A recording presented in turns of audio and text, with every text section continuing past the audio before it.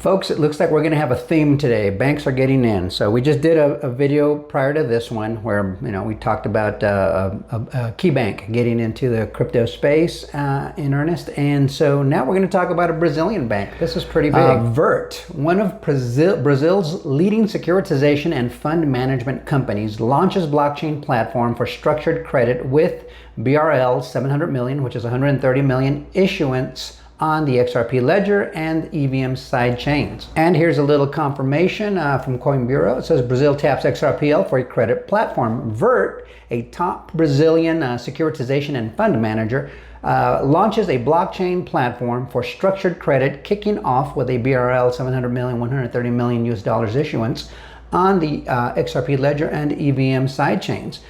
So it's important to note that they are getting in. They realize the opportunity. It's not just domestically, it's internationally. You're going to see more in the coming videos, but this is pretty big. And it's key to see that people are getting it. Check out some of the comments. Here's one response. It says, Brazil going big on chain, and it's telling them what it is. 130 million in credit issued by XRP ledger and EVM.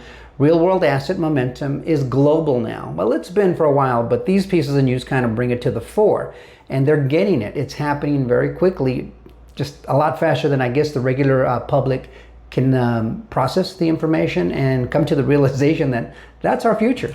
Here's another response. It says, while politicians argue over TikToks and pronouns, capital markets are quietly mutating into programmable code on the blockchain.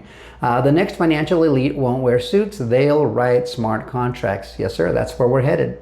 And remember, programmability goes live on the XRP ledger, January 2026. Here's one last comment. Structured credit on XRP means institutions are testing public rails. Retail sees headlines, smart money sees settlement speed, and smart money also sees opportunity. Are you going to be smart money? I guess we'll find out, right? But there are opportunities here, and this is why I always say it's such a young and nascent technology. They're writing the legislation right now. They've got some of the pieces. They've got the board. The board is the financial system, which is about to be flipped on its head. We got a new board coming in. We got all the pieces in order. There's a few missing pieces. We've got the rule book being put together over in Congress. That's going to take time. Even though we had the Genius Act signed, it's going to take, from my understanding, about 18 months to implement so it can go into full effect. In the meantime, financial institutions are saying, hey man, I got to have these consumer-facing tools, whether it's small to medium-sized businesses, larger financial institutions, or my ground-level consumer market, right, which is you and I.